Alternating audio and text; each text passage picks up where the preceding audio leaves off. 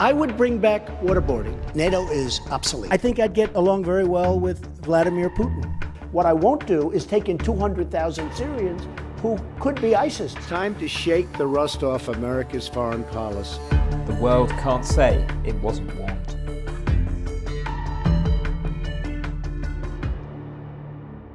Before the 2016 election, Donald Trump made it clear he wanted to rip up the norms of American foreign policy.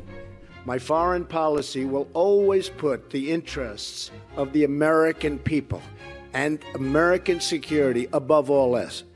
Has to be first. 2 years on, as America mulls over that approach ahead of the midterms, the picture is mixed and uneven.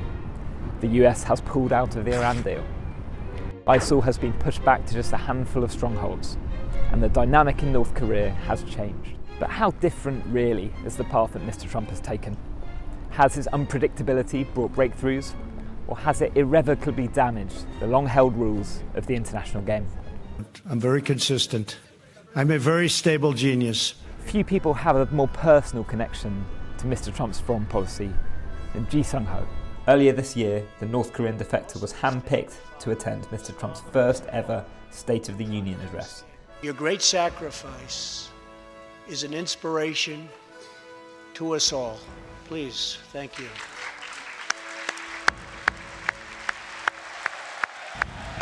그 당시에는 정말 이제 숨을 쉴 수 없을 만큼의 큰 감동과 이제 감격이었습니다. 그러니까 그 짧은 시간에 이제 한 40몇 초, 한 1분 거의 이제 되는 가장 긴 기립박수를 얻겠다고 그러더라고요. 그 시간에 수많은 이제 저희 삶이 이제 머리를 이제 스쳐갔죠. 북한에서 장애를 가졌던, 또한 저희 아버지가 고문당해서 사망했던, 또한 북한의 수많은 사람들 굶어 죽던 그 모습.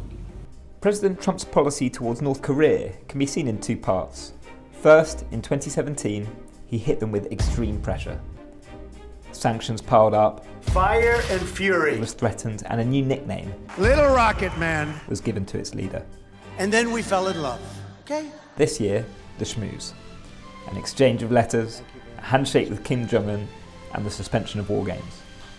저건 조금 이제 너무 과도한 칭찬이 아닌가 이런 생각이 그냥 웃는 이야기긴 합니다만 그런 생각이 이제 없지 않았죠. And for all the warm words emanating from Pyongyang, he remains suspicious of their motives. 뭐 이제 그 핵무기를 폐기하겠다고 이야기한 사람들은 많습니다. 뭐 이제 핵무기가 이제 만들었다고 해서 내면의 모든 것을 없앤다. 이렇지는 않을 거라고 저는 확신하죠. 회피해가는 외교력이 있는 그런 곳인데 제가 봤을 때는 뭐 어느 정도 그 지금 이제 종합해봤을 때 뭐 보여주기 위한 제스처. When it comes to contradictions in Trump foreign policy, few areas reveal this more than Russia. The president was unashamed about his pitch before the election. It was time to reset relations with the Kremlin. Wouldn't it be great if we actually got along with Russia? Am I wrong in saying that? Wouldn't it be great? But in power, this is yet to be achieved. Instead, the administration at times lurches in opposing directions. One day, 60 Russian diplomats were expelled over the Salisbury spy poisoning in Britain. On another, the president sides with Putin over his denial of election meddling. There was no collusion at all. Zero collusion. There was no collusion. Hanging above it all is the cloud that won't budge for the White House, the Russia investigation. But above all this critical fanfare over Russia, Trump lifers at one Iowa rally really don't seem too bothered. I think the media blows up a lot of this stuff with Russia. Anything that we can do to get a country to back down a little bit is great. Well, as long as he can keep Putin as a good ally, and we can get them on the same page, I think it could turn into a good relationship.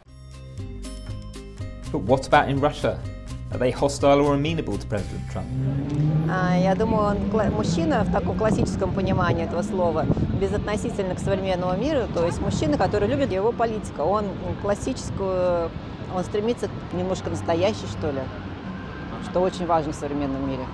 Все больше фальши и все меньше настоящих эмоций. Но он говорил, что будет сотрудничать с Россией, но пока видно только санкции. Но в дальнейшем, мне кажется, будет сотрудничать с Россией, потому что две больших державы – Америка и Россия. One of the overriding critiques of Donald Trump's foreign policy is its impact on allies. The president, the argument goes, has turned his back on the world order established to keep the peace after World War II. He has broken with allies over the Iran nuclear deal and the Paris climate change agreement. And by lashing out at the press and dismissing decisions by judges, he has emboldened dictators.